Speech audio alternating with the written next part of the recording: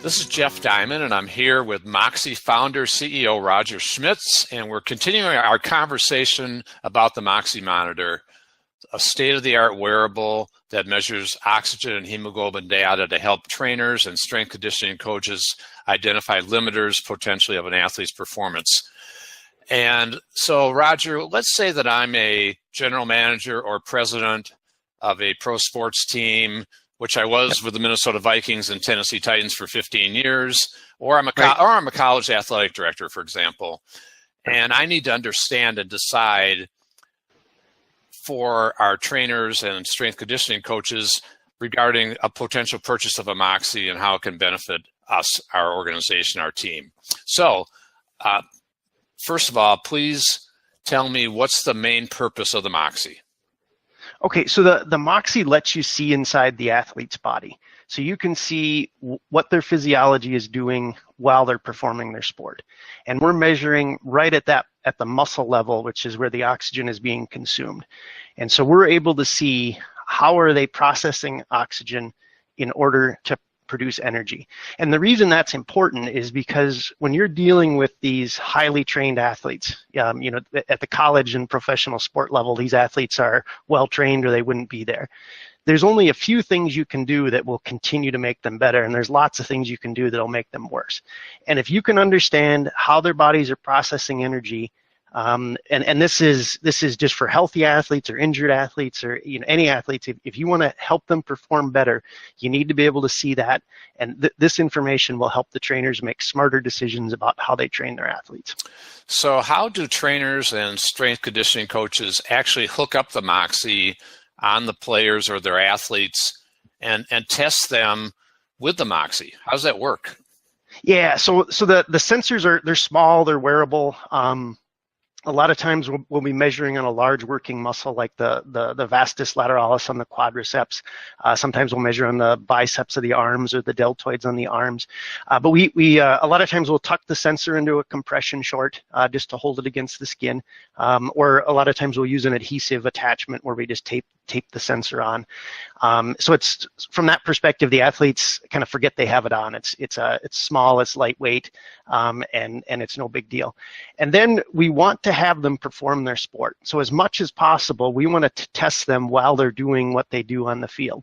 So it's a little bit silly to take a football player that's doing repeated all-out efforts and then have them do a long, slow effort on a bike and in a lab. What we want to do is test them while they're doing those repeated hard efforts. So we'll devise some kind of standardized test, like a beep test is a really good one where they run back and forth between two distances at an accelerating pace, because that's similar to how they get fatigued in the sport. And we want to see what happens as they fatigue while they're doing something as close to their actual sport as possible. So you're talking about really not doing this necessarily on a treadmill or an elliptical, for example, but more in a practice.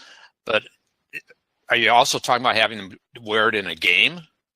So we've had, there's rules about what the players can actually be wearing during games, and I'm not sure what all those are, but that would be the ideal, because then you'd see what's actually happening in the game. But certainly you can do really well in practices approximating what they're doing in the game and learning about how their physiology is reacting. But yeah, we definitely want to get out of the lab. We want to do this on the field, in the gear, doing what they're doing when they perform their sport. Yeah, so it sounds like maybe a practice session would be probably the likely, as opposed to an actual game where the athlete may figure this could encumber me potentially. In a practice, they'd be perhaps more likely to want to do it and accept that. Yeah, I think the logistics of doing it in a game would be challenging. We've had hockey players wear it during games, so it's something you may do, occasionally because you want to get that actual data. So it's certainly possible to wear it during a game as long as the rules allow. But most often this would be done in a practice environment. Sometimes, if it's a recovery from injury issue, they would do it in a training studio or something in a more controlled environment. We've had motocross riders wear it on a dirt track, so it's a durable tool. It really doesn't get in the way much, but it's more of the logistics of collecting the data and wherever that's most convenient for the athlete and trainer. Yeah, that's very interesting. And So some of the information I've read about talks about CMO2 and THB, and so in layman's terms, not too scientific, can you explain just what those terms mean and how they apply to the Moxy? Yep. So those terms are SMO2 and THB. The SMO2 is the amount of hemoglobin and myoglobin that's carrying oxygen, and the THB is a relative measure of blood volume. So we use that SMO2 to indicate the balance of supply and demand for oxygen in the muscle. So if the athlete is using more oxygen than the body can deliver, we'll see that SMO2 going down, and when they stop the effort, we see that SMO2 recover, and we can see, like, on balance, how are they doing? Are they keeping up, or are they using more oxygen than what their body can deliver? The THB we use to look for signs of changes in blood flow. It's not a direct measure of blood flow, but we can see when we see the THB slowly increasing through a load, that's an indication of vasodilation. The muscles are opening up for more blood flow. We can also see things like when the muscle tension reduces the blood flow, constricts so much that the blood can't get into the muscle. We can see that as a compression or a venous occlusion type of situation. So we get information about how the oxygen is being used and about the blood flow, both. Yeah, and speaking about blood flow, it's interesting to hear how the human body directs blood flow and oxygen use to the most needed areas, and reading about some of that stuff is really fascinating. And how does this dynamic affect athletes, players, and potentially limit their performance? So especially if a player is limited by their cardiac output, so when they're fatiguing, that their body can't deliver as much blood as their body wants, and this is common in well-trained athletes because they have such well-developed muscles. They can use a lot of oxygen. The body does a really good job of preserving blood flow for your brain and heart. It doesn't let your conscious brain isn't allowed to go out and hurt yourself, and so the body will automatically restrict blood flow to lower priority areas first. And so we might see that on an arm of someone who's doing repeated sprint exercises, like you have a wide receiver that's running route after route after route. If their body is saying, whoa, we're running out of blood flow here, it will restrict blood flow to the arms to preserve it for the legs and for the heart and brain. And it may even restrict blood flow to the legs if it needs, if it gets to be a severe fatigue situation. And so that's a really good indication that athlete is limited by their cardiac output. It's really fascinating to see those arms. Those arms will desaturate almost as much as the legs, even though they're not doing nearly as much work. So it's pretty incredible. And then the flip side is if that's not what's limiting the athlete's performance, if they're limited by their respiratory system, we'll see opposite effects. And so you'll see very different reactions in athletes that appear to have the same performance. So you can't tell just by looking at an athlete, what their limitation is, but when you put this tool on, you can say, that's what's going on. This is when they're starting to fatigue, this is the system that's hitting the wall first, and then the trainer can know what to do about it. And that redirection of blood flow is a really strong indication of how the body is dealing with fatigue.